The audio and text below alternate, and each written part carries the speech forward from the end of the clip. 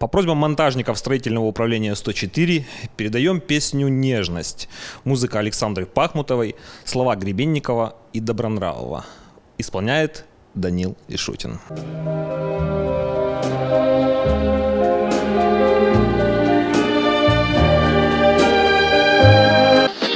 Что?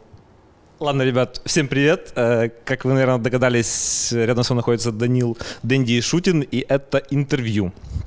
Даня, привет. Привет. Как у тебя дела? Плохо. Почему? Да ладно, шучу, хорошо. Обсудить есть много чего. К сожалению, традиционное интервью после International записать не удалось, поэтому я специально приехал во Львов записать, потому что многие ребята просили. Поговорить, как я сказал, есть много о чем. И начнем, пожалуй, с International и пройдемся потом постепенно по всем темам. Как ты лично пережил International с точки зрения результата? Был, он неудачный, объективно? Или ты считаешь, что он прошел хорошо? Ну, это, наверное, самый неудачный результат, который может быть. Последнее место на турнире, поэтому плохо, но пережил нормально.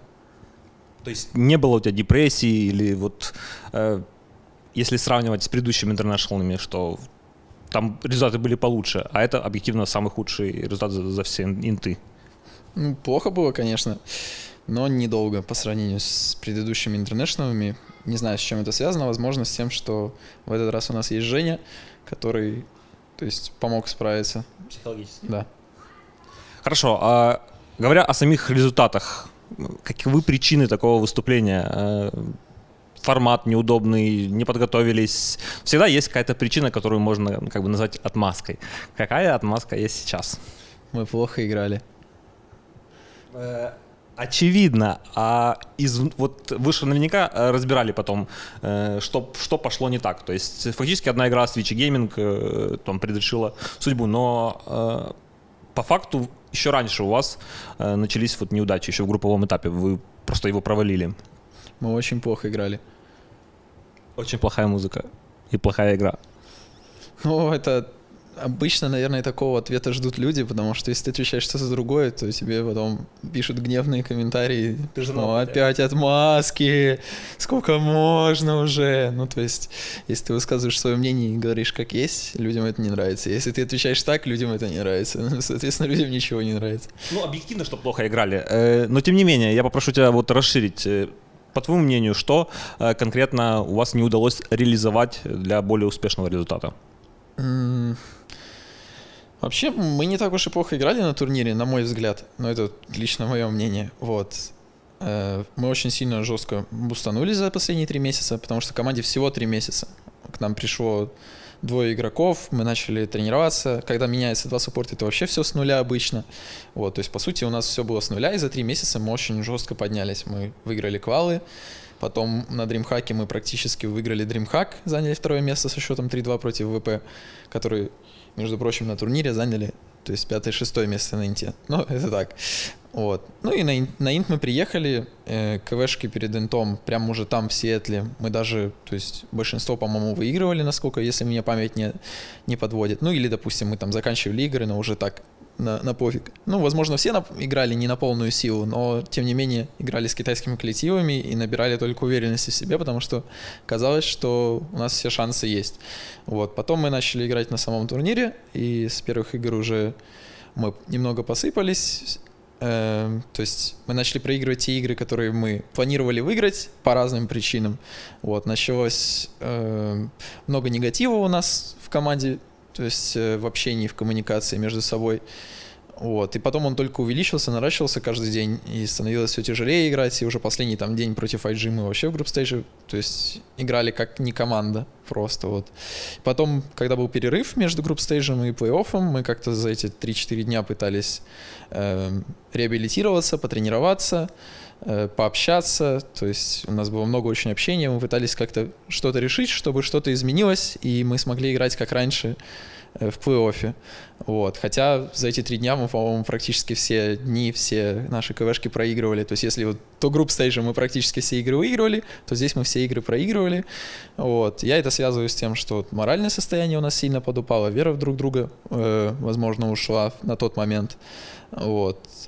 Ну и много-много-много, то есть подобных таких вот факторов. И когда зашли в плей-офф играть, в принципе, и играли мы в плей-оффе лучше, чем мы играли до этого, там в групп-стейдже или на КВшках.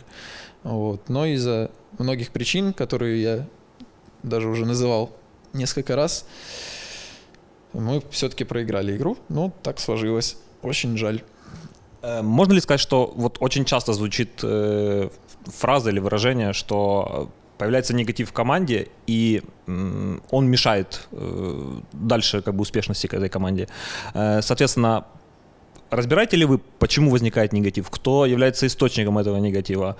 Как вот вы, как профессиональная команда, с этим боретесь? Ведь наверняка же должны бороться. Конечно, разбираем, общаемся, пытаемся решать проблемы, что, почему, как. Это абсолютно нормально. И вообще, то есть, когда есть какие-то недопонимания в команде, это тоже абсолютно нормально. У каждой команды есть какие-то недопонимания в командах. Этот турнир вообще показывает, что все команды были довольно-таки очень близки друг к другу, и любая команда могла выиграть. И мне кажется, что как раз вошли в самый топ те команды, которые более сплоченные были как коллектив, более дружные, у которых вот не было разладов. То есть такие, как, например, ЦДЭК, они очень неожиданно выстрелили топ-2. Мне кажется, вот как раз во многом порешало то, что они были вот как команда.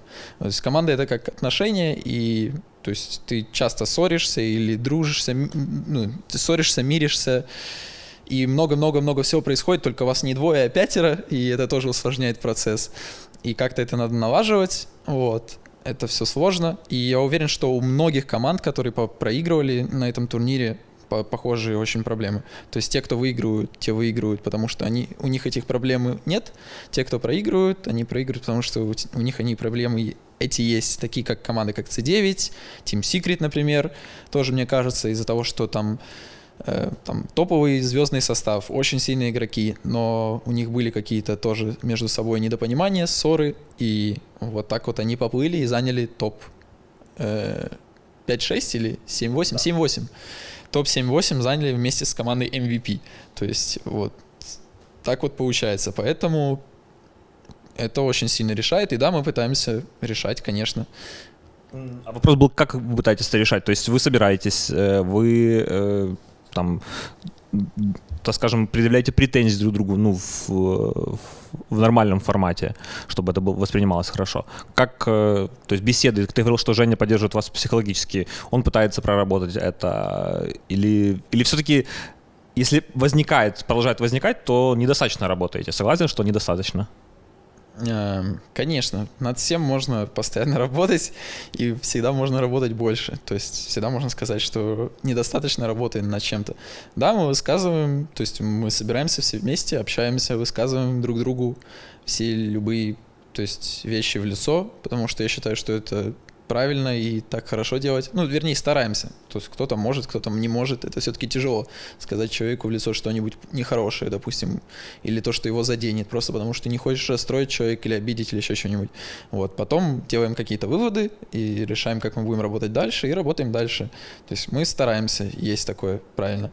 То есть можно пойти разными путями, можно там развалиться как команда, рассыпаться, можно разделиться на двое, можно там, ну, на 2 части, можно кого-то позвать там, и так далее. Но мы стараемся, то есть, принимать самые правильные решения. Да, то есть чтобы у каждого была попытка хотя бы как-то измениться, попытаться. Ну, вернее, по крайней мере, я так стараюсь. Я не уверен, что так все стараются в моей команде.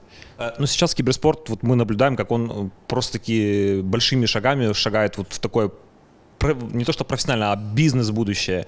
И, соответственно, больше денег появляется, больше каких-то фишек проникает из других сфер, то есть как в настоящем спорте, в футболе появляются тренера, аналитики, массажисты. Ну вот, возможно, сейчас команде не хватает, знаешь, надстроек, таких плагинов, чтобы быть более успешными.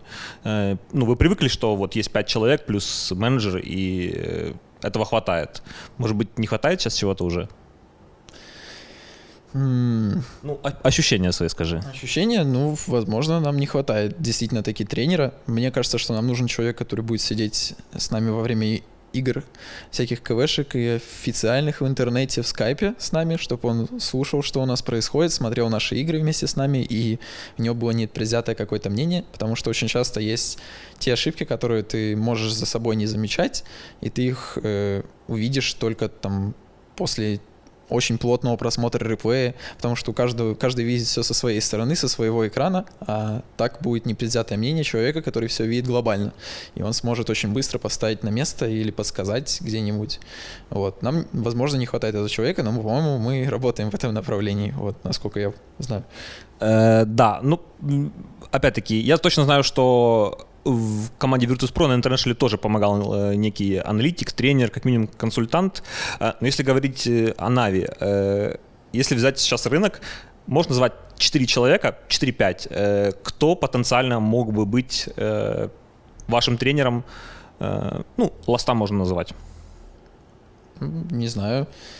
Дима, Артур, Лост, Габак. То есть 2. Возможно, кто-нибудь еще. Я просто об этом не думал так плотно. Вот.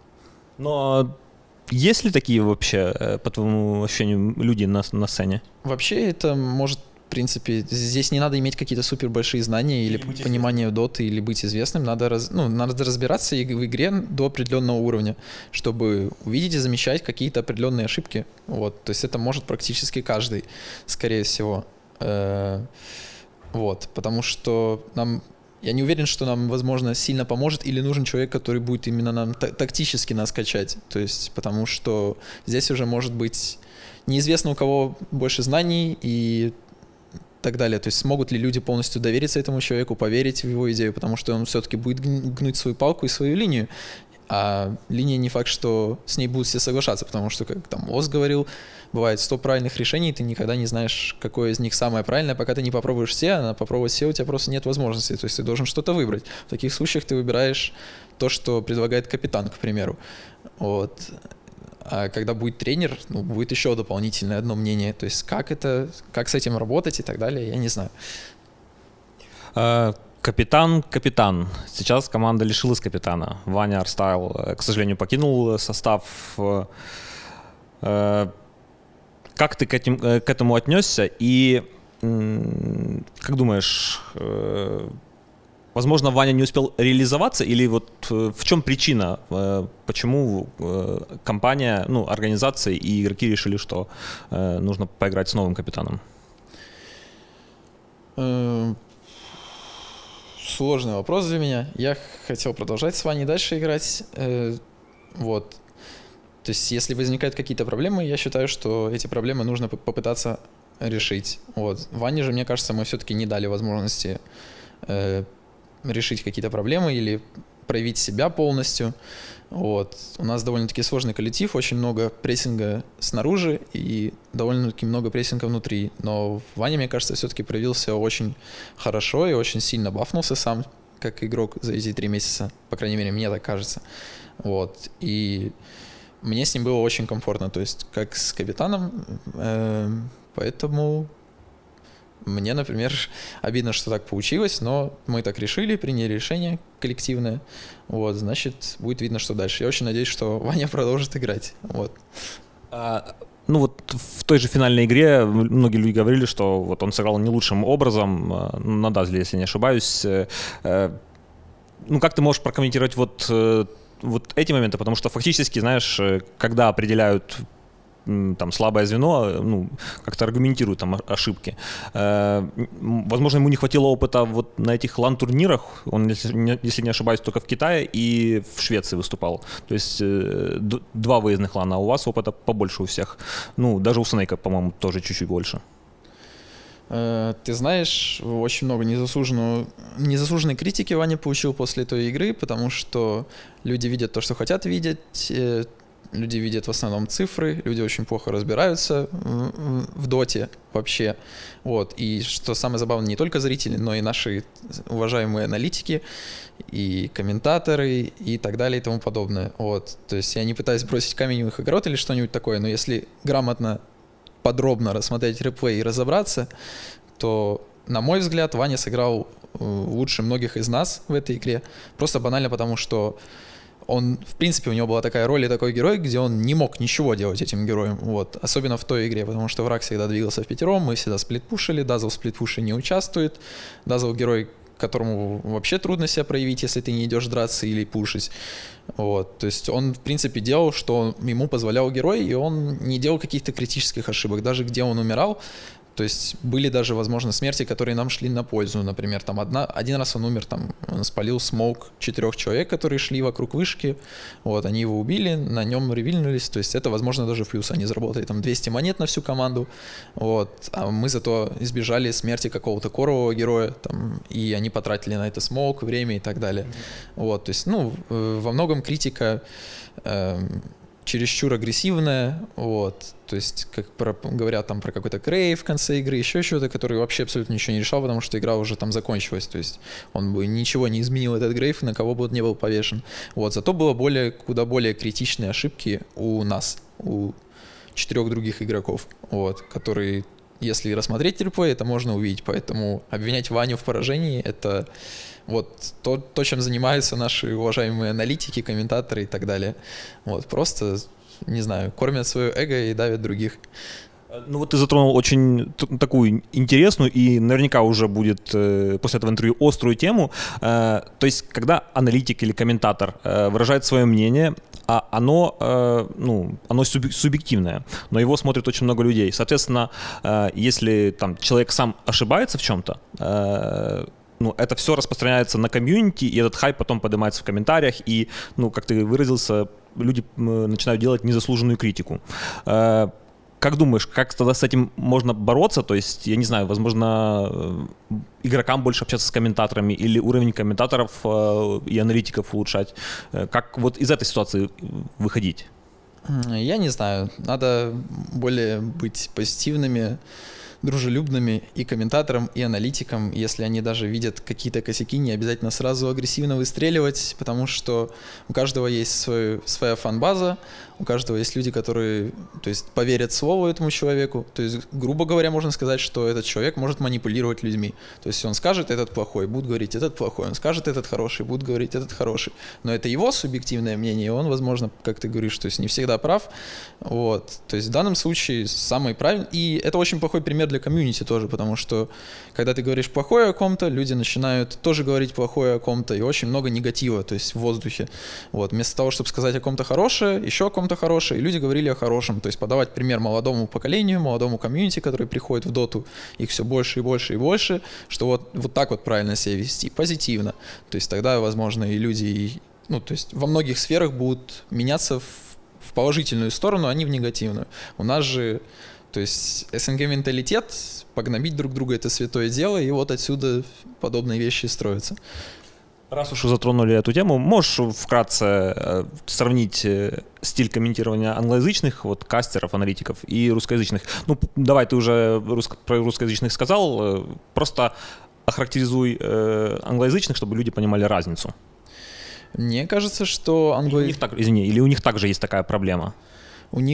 У всех есть такая проблема, просто у наших точно она намного больше, намного агрессивнее и сильнее. Вот.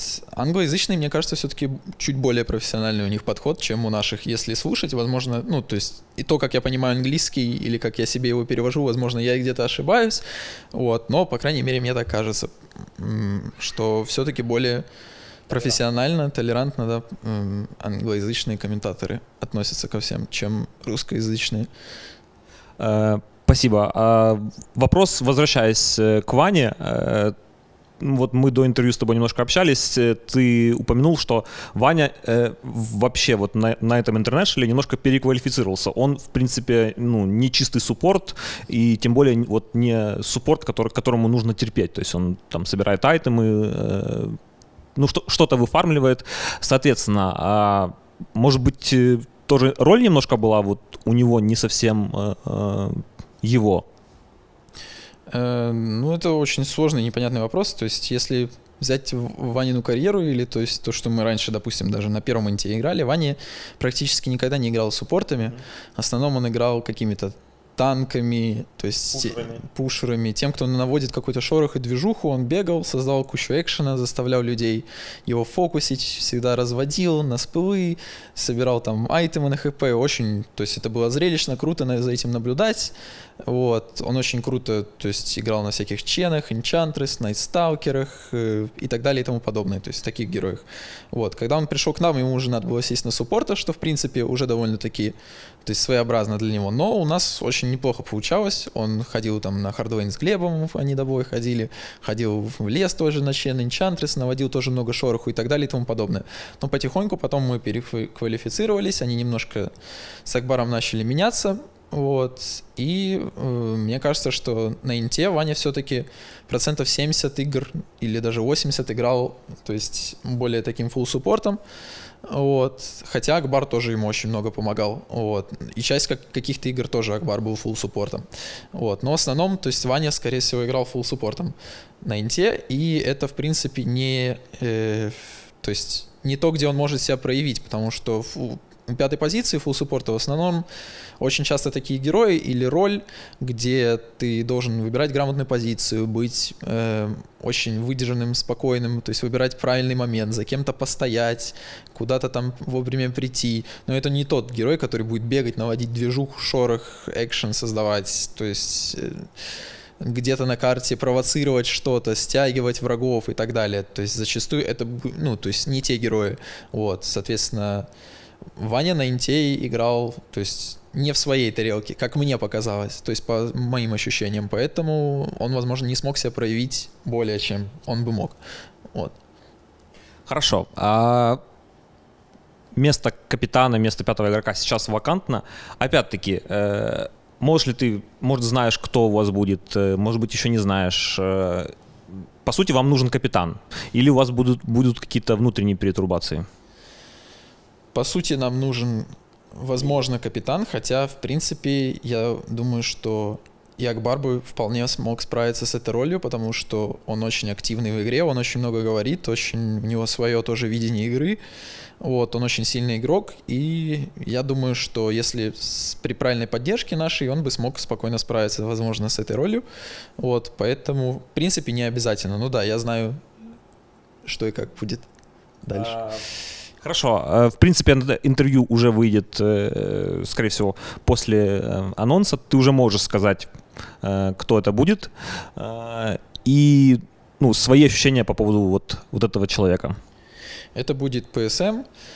Я на данный момент того времени, когда мы записываем интервью, мало что знаю про ПСМ. Вот. Но я успел с ним только немного пообщаться в скайпе.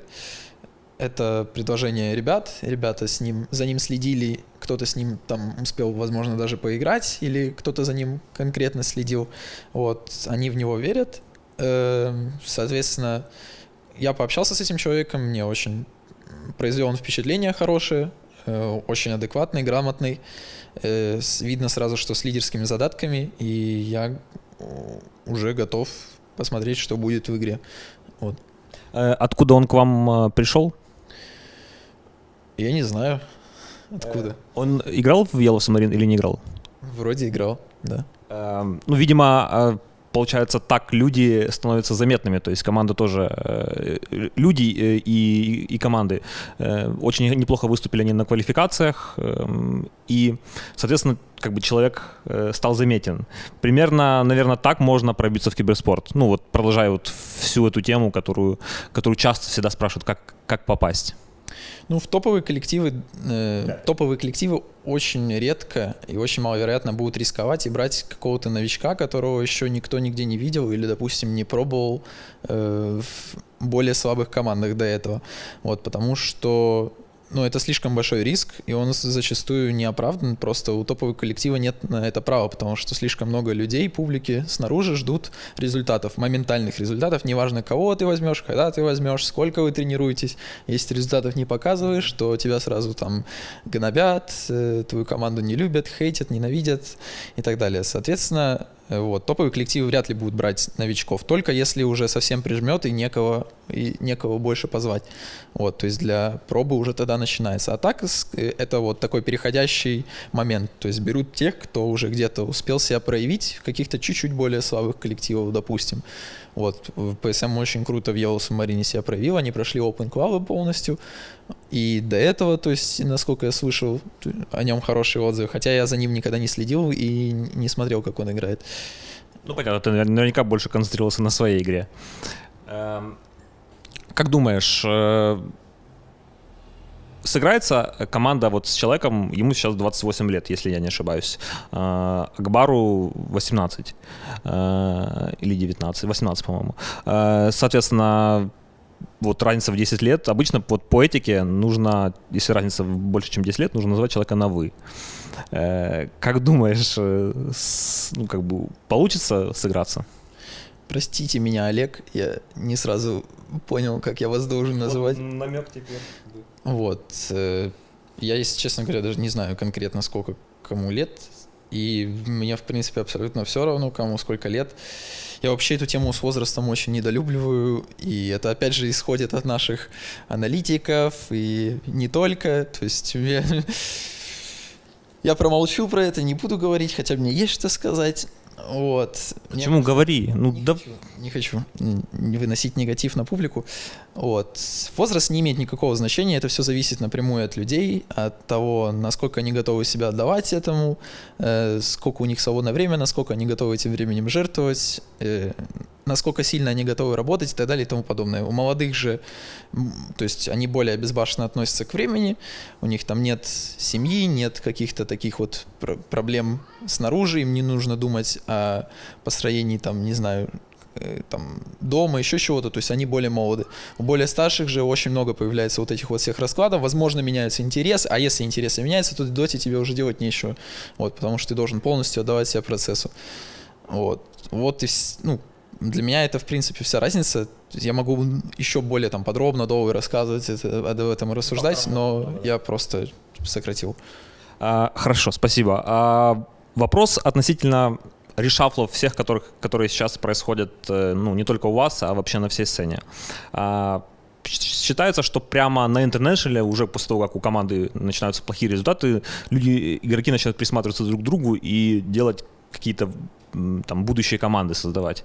Возможно, ты замечал на Инте, что вот там два игрока уже ходят вместе, и вот они будут играть вместе. Ну или что-то подобное. Или, может быть, была какая-то комната, где все игроки, и они знакомятся друг с другом, начинают играть. Как ты вот видишь ситуацию с решафлами сейчас? На Инте. Проявлялось ли это или нет? Да, проявлялось, наверное. Да, я особо не следил, мне было как-то неинтересно. Вот, я вообще негативно отношусь к решафам, только тогда, когда это уже очень надо, тогда. Вот. Я особо не следил, мне нечего сказать. Хорошо. У меня есть вот несколько составов. Хотелось бы услышать твое мнение по поводу изменений в тех или иных командах и, соответственно, проанализировать текущие составы. Как ты относишься к новому составу Team Secret, который собрал PBA? Ну, довольно-таки удивленный. Удивил меня этот состав, то есть неожиданно было для меня увидеть этих игроков в команде Team Secret с Климентом, вот, но это его абсолютно дело, я не знаю, то есть я надеюсь, что у него все получится с этими ребятами. Очень интересный состав, будет интересно посмотреть, что они смогут показать, как они смогут себя проявить. Альянсы вернулись, ну их можно назвать уже новые, старые альянсы. Вот там собралось много таких олдскульных игроков. Как думаешь, старички вот затащат, выстрелят? Как относишься к новым альянсам? К новым альянсам отношусь позитивно. Я думаю, с S4 у них они могут опять загореться и заиграть. Кто их знает, у них, мне кажется, уже довольно-таки домашняя атмосфера у этих ребят, у тех, кто там играет. Я думаю, все шансы у них есть заиграть хорошо. Победитель этого International команда EG. Для многих был как бы такой шок. Команда, которая выиграла первое место, меняет игрока. С одной стороны. С другой стороны, опять-таки, как ты сказал, у команды есть внутренние мотивы. Как ты отнесся к тому, что Ауи был кикнут и вернулся Артизи?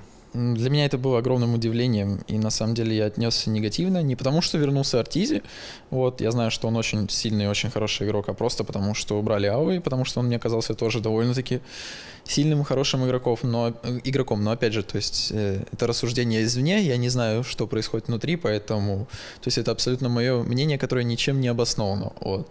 Мне кажется, что не факт, что команда станет играть намного лучше без Ауи, или же, то есть все может быть как угодно. Они могут как и заиграть лучше намного, быть непобедимыми, а могут, и, возможно, и хуже заиграть, потому что все-таки Фир сменит роль там, с кэрри на суппорта, это тоже займет какое-то время адаптироваться. И, то есть, когда меняются игроки, меняется все, даже когда меняется один игрок. То есть это абсолютно заново новое построение команды.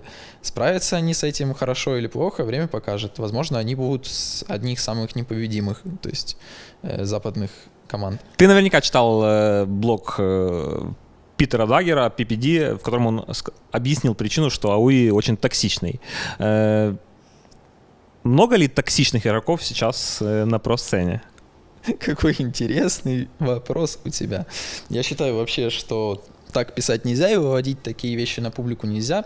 Ссоры из избы не выносят, и мне это, если честно, очень не нравится. Вот. То, что происходит, в основном это происходит от более молодого поколения дотеров, вот, потому что у нас, тех, кто играет там по 8-10 лет вместе, и с друг другом мы на всяких лигах играли, 100 лет друг друга знаем, на кучу ланах съезжались, у нас взаимоуважение какое-то идет, и реально, то есть это неправильно, я считаю, выносить ссоры из избы. Такого быть не должно, вне зависимости от того, что, как и почему. Вот. Но это абсолютно, опять же, их дело, то есть как они поступают, их решение. Вот. Насчет того, что Ауи токсичен или что-нибудь такого, я понятия не имею, но у всех абсолютно разные характеры у людей, вот, и если, то есть как-то ты эти характеры стакаешь в команде, и команда за счет этого начинает или выигрывать, или проигрывать, или играть лучше и хуже, вот, и только время сможет показать, что к чему. Так что ничего не могу сказать про токсичность, и сколько еще таких токсичных игроков на про-сцене, звучит забавно для меня, если честно это. Но согласен, что это очень сильный шаг после победы на Инте убирать, ну, фактически рабочий состав.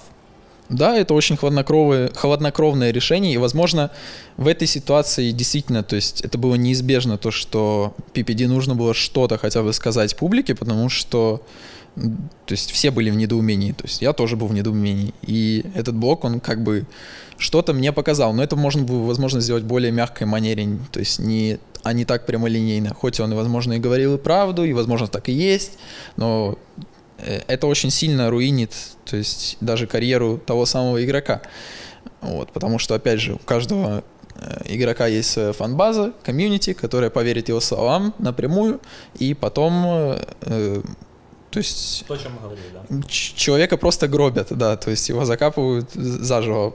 Ни с того, ни с сего. Он этого абсолютно не заслуживает, я считаю, тем более, что они выиграли с ним International.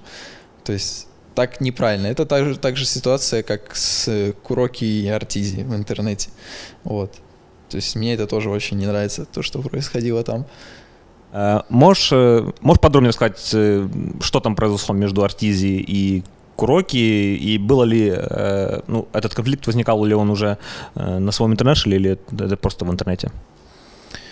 Я, честно говоря, ничего не знаю. Конкретно о конфликте я тоже мало что знаю. То есть, с чего я читал, это, опять же, в открытую начали люди друг на друга что-то писать в интернете, что я считаю абсолютно неправильным, и такого быть не должно. Это очень плохой пример для комьюнити. Вот. И Куру не заслуживает того негатива, который он там получил в свою сторону после этого, потому что, ну, во-первых, то есть я с этим человеком еще в 2008 я его был вообще жесткий фан, или даже в 2007 я точно не помню. Вот. Я следил за его играми, то есть очень хотел играть с ним в команде.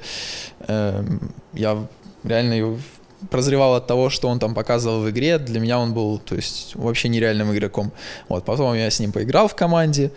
Там, возможно, у нас даже не все хорошо вместе пошло в той команде. Не говорю, что с Куроки, а вообще. То есть, вот. Потом я играл там в ТТС, еще где-то. Потом мы сошлись с ним, опять же, в Нави, да.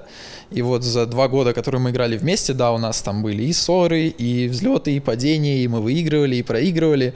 Но сказать что-то плохое о человеке я не могу. То есть человек очень хороший, позитивный, и то есть не то, как там кто-то о нем говорит, что он там на публике один, и в игре другой.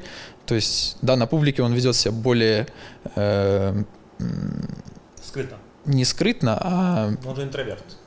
Ну, не то, что скрытно, а правильно. То есть он отвечает для людей, то есть для общественности, для комьюнити. Этично, хорошо, пусть будет так.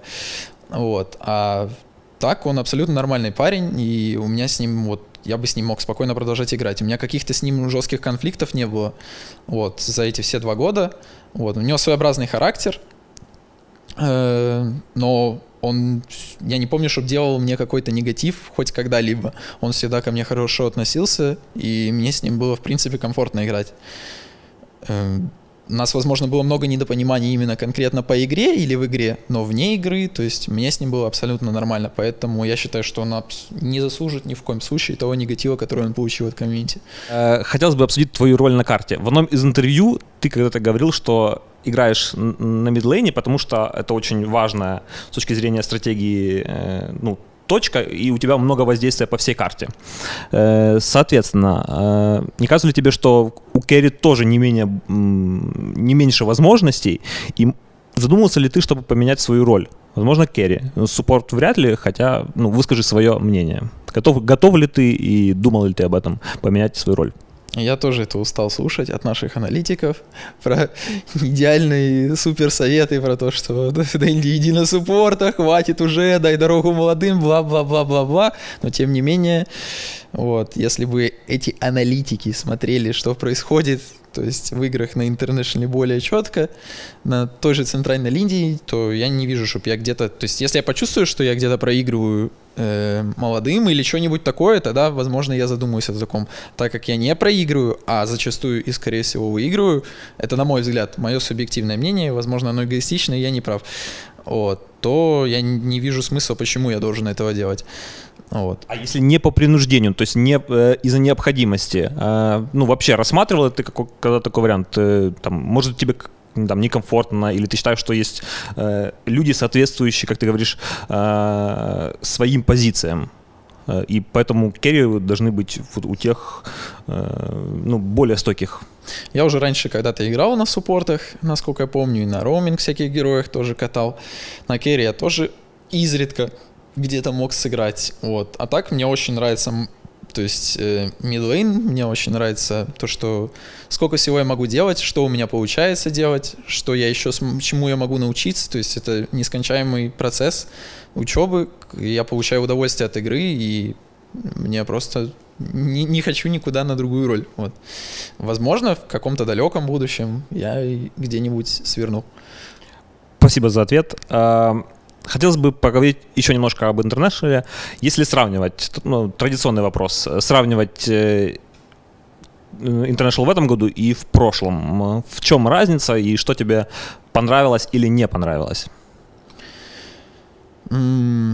Мне, в принципе, понравилось все. В этом... такой же ответ, извини, ты сказал примерно в прошлом году. А мне не на что жаловаться. Я вообще не хочу жаловаться в интервью хоть на что-либо, что делают Valve для нас, потому что они нам создают такую жизнь, о которой можно только мечтать, и приносят нереальное количество счастья и радости, то есть всем, и комьюнити, и игрокам. То есть жаловаться еще на них добавок, но это уже слишком, то есть это уже какое-то нахальство получается. А если конструктивная критика? Если конструктивно, то они учли очень много факторов с прошлого года, при том, что казалось, что уже в прошлом году нечего, то есть невозможно что-то учесть, и очень кучу всего поменяли, то есть уже чтобы совсем было очень хорошо и комфортно. Вот. Единственное, что, возможно, то есть International превращается в более профессиональную такую, еще более профессиональную атмосферу. То есть у нас теперь были комнаты, номера, в которых у нас были компьютеры. В любое время дня и суток мы могли тренироваться и всякое такое. Да, в прошлый раз, допустим, у нас был так называемый компьютерный клуб, где было много компьютеров все вместе. Там все просто играли, развлекались, вот проводили время вместе. Но, видишь, это менее профессионально, правильно? Потому что, во-первых, ты там не можешь играть КВшки, ты там не можешь показывать что-то, палить стратегии, тренироваться.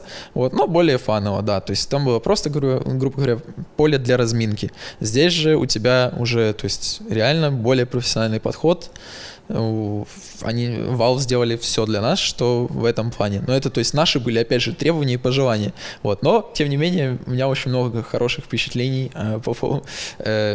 не впечатлений, а эмоций и так далее сохранилось с прошлого ивента по поводу всякого этого компьютерного клуба и так далее. Было весело.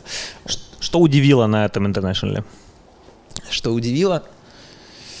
Удивили результаты команд сильно. Вот. Но на самом деле, с одной стороны удивили, с другой стороны, то есть мне кажется, что я знаю причины, почему так. Поделишься? Нет. Хорошо, мы узнаем это в следующем интервью. На своем интернете ты записывала серию интересных личных видеоблогов. Была видна творческая составляющая, режиссура даже была некоторая. Соответственно, сейчас перерыв, понятно, был отдых. Планируешь ли ты вообще продолжать записывать такие личные блоги для своих фанов? Конечно, планирую. Вот, режиссура и все остальное — это не ко мне, это все делал мой друг, и большое ему спасибо за это. Вот, то есть он молодец. Да, было весело. Вот, делал для людей, без каких-либо целей. Просто. Хорошо. Вопрос. У меня есть несколько вопросов от твоих фанов, которые писали вопросы на сайте Na'Vi. Я оттуда нагло украл несколько. Но прежде давай еще поговорим о All-Stars матче. Ты не был в первоначальном составе. Как так случилось, что ты будешь в этом костюме Пуджа? То есть чья это задумка? Это... Ты сказал, я хочу играть. Нет. Задумка Valve, наверное. Вот. Мне предложили, я согласился. Так все получилось. Было жарко в этом костюме? Было очень жарко в этом костюме. Да. О чем вы говорили с Пупеем в рамках этого шоу-матча? Или или просто как бы regular talking? По-моему, в этот день Team Secret проиграли, если я не ошибаюсь, утром, поэтому я на самом деле удивлен, что Пупей был в таком расположении духа, он нигде не показывал, то есть расстройство и так далее, потому что в прошлом году, например, мы проиграли, и в тот же день был тоже All-Stars матч, я играть этот All-Stars матч на веселье никаком не мог, вот, поэтому было очень сложно. А в этом году Пупей мне показался очень веселым, мы с ним там что-то общались, вот, веселились, ничего такого. Вот, было весело. Помимо All Stars и вообще фана, продолжаешь общаться с Пупеем? Какие у вас отношения сохранились? Хорошие? Да, у нас никогда не было каких-то супер больших ссор или чего-нибудь такого. То есть у меня с ним всегда были нормальные отношения. И мы, в принципе, общались только на турнирах. Вот сейчас даже и вне турнира тоже чуть-чуть общаемся. Понял. Какой-то такой слабый намек на то, что вы его рассматривали в свой состав. Нет? Он не ушел, скорее всего. Хорошо, Дань, осталось несколько вопросов. Я спать хочу. Подожди еще немножко. Вопросов от твоих фанов. Один из них как раз-таки касающийся твоего друга, который тебе помогал, наверняка. Опиши одного из своих близких и то, за какие качества ты его ценишь. Близких — это кого, из родных? Друзей. Да за все. Я очень люблю своих друзей. Безотказные, всегда помогут. Очень хорошие. Искренне? Искренне, конечно. Желают мне только счастья и добра. Я им желаю того же. Хорошо. Всем бы таких друзей, ребята. А у вас нет друзей? Может, ты будешь другом? Нет. Почему? Нет друзей. Ладно. Даня. Каких-то друзей нет, да? Наверняка обидно. Обидно тебе, вот обидно? Мне не обидно. Без друзей, какая разница? Не обидно. Да, бывает. Хорошо. Следующий вопрос от друга твоего. Даня, ходят слухи, что ты стал отцом. Интересно, как ты думаешь дальше совмещать таких две непростые обязанности? Роль отца и роль мидера. Да, вот такой вопрос. Да справлюсь, что между играми есть всегда перерывы там туда-сюда. Пеленки поменять. Ну да. Понял. Хорошо. И вот еще один очень важный вопрос. Данил, знаешь ли ты, что некоторые профессиональные актеры после выполнения своей роли не могут выйти из образа? Ну, как бы застревают в мире ихнего персонажа и сходят с ума. Все мы знаем, что ты вот бросаешь невидимые хуки, кушаешь ультой ребят, так написано. А последнее шоу-матч можно было вообще назвать театром одного актера. Я, как начинающий актер, хотел бы знать, какими приемами ты пользуешься для того, чтобы и по сей день оставаться Данилой. Надо по утрам просто морковку кушать, вот, и воды пить 2 литра в день.